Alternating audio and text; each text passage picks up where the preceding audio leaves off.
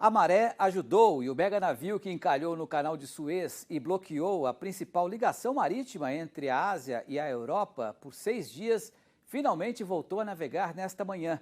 O prejuízo pode chegar a 300 bilhões de dólares.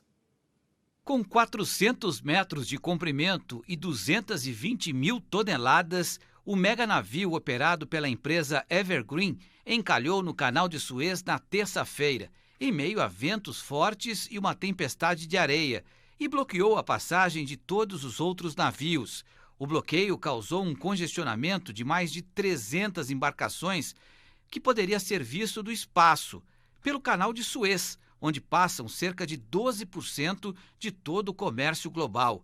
Segundo a agência Reuters, autoridades locais confirmaram que a navegação foi retomada normalmente e o meganavio desencalhado será encaminhado para inspeção técnica. O canal de Suez não é um caminho muito utilizado pelo agro brasileiro, mas esse incidente acaba impactando a logística global de navios e de containers. Sobre esse assunto, vamos conversar com um especialista em logística internacional, o Antônio Bonassa, que está aqui com a gente. Antônio, obviamente o navio que sai aqui do Brasil e leva grãos lá para a Ásia, né, não passa pelo canal de Suez. Mas muitos navios que saem da Ásia e vão para a Europa acabam vindo aqui no Brasil para carregar também. Isso mexe muito com a logística global, né? Boa noite.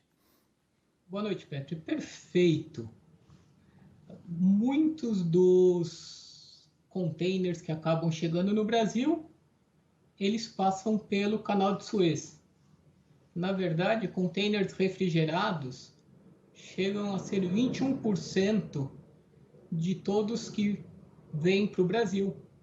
Então, como você falou, isso acaba impactando o comércio internacional porque existe um desbalanço dos fluxos normais que existiriam.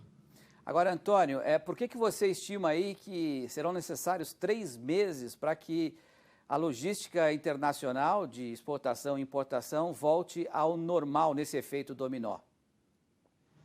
Isso acontece porque houve um represamento tanto de navios quanto de containers nessa situação que aconteceu em Suez. Esse represamento vai gerar uma bolha nos portos europeus que vão levar algum tempo para processá-la e liberar os containers, os navios, para seguirem as rotas que deveriam. Essa situação é um agravamento do que acontecia na Covid-19, o que está acontecendo. Por conta de medidas sanitárias, os containers na China, que levam carne, que levam legumes, eles têm passado por inspeções fitossanitárias que estão fazendo com que eles fiquem muito mais tempo por lá.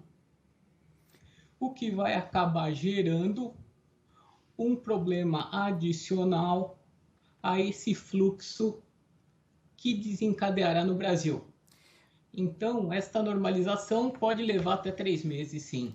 Você me falava também sobre o impacto que essa paralisação causou em algumas commodities, né? Especialmente no petróleo, houve uma valorização significativa só por conta desse tráfego, esse congestionamento. Isso. Logo no primeiro dia, o commodity petróleo chegou a subir quase 4%.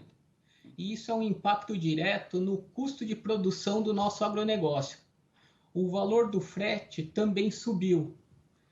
Então, essa conjuntura agora econômica financeira vai colocar mais uma barreira para a competitividade do agronegócio brasileiro no mercado internacional. Bom, aqui no Brasil ainda você falava sobre a questão da exportação de carnes, né? Que é uma exportação que demanda aí containers refrigerados, né? Isso talvez seja o ponto mais preocupante em relação a essa paralisação, Antônio? Com certeza, esse é o ponto mais preocupante. No final do ano passado, algumas empresas já trouxeram 1.800 containers refrigerados vazios que estavam na Ásia, sentindo a falta desse equipamento, e agora com essa paralisação existe o medo que falte container refrigerado, principalmente para exportação de frutas, que agora começa a safra, e eles não têm contratos tão de longo prazo quanto a carne bovina, que é manuseada por grandes organizações com maior poder econômico e contratos de longo prazo. Perfeito. Eu conversei com o Antônio Bonassa, que é especialista em logística internacional. Antônio, muito obrigado pela sua participação aqui no Rural Notícias. Espero te ver aqui outras vezes, tá bom? Obrigado. Boa noite. Obrigado. Boa noite. Boa noite.